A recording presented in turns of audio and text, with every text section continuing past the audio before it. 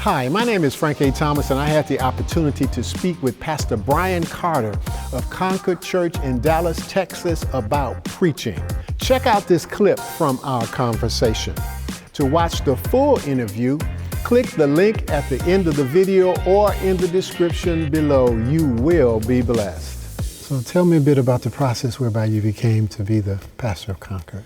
I always knew, I was 17, I knew I wanted to be a pastor. It was just something about ministry that attracted me. And so, but every pastor I knew was bivocational. My father was a mechanic. I just knew I went to school to be a math and science teacher, a principal, alongside with doing ministry. We graduated from Oklahoma State with a degree in science and math education.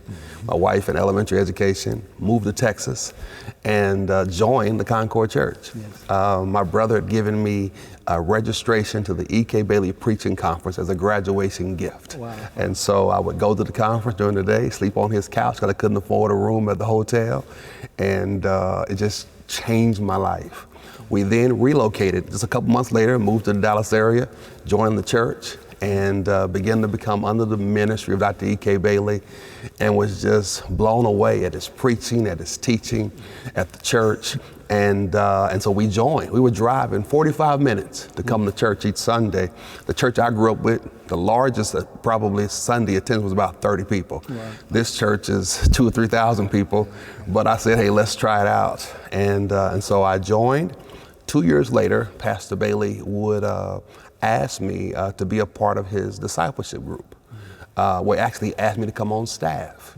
And when he asked me to come on staff, one of the reasons he asked me to come on staff was the Sunday I joined was Bishop College Sunday. And it was when all the Bishop alumni would come to the church.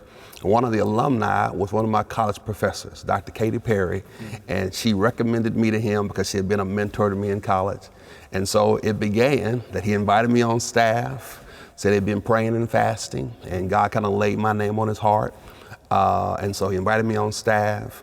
And then when he did that, he also started a discipleship group with preachers. So there were about 12 of us. Every Saturday morning, he would meet with us from 7 a.m. to 9 a.m. We all in our 20s.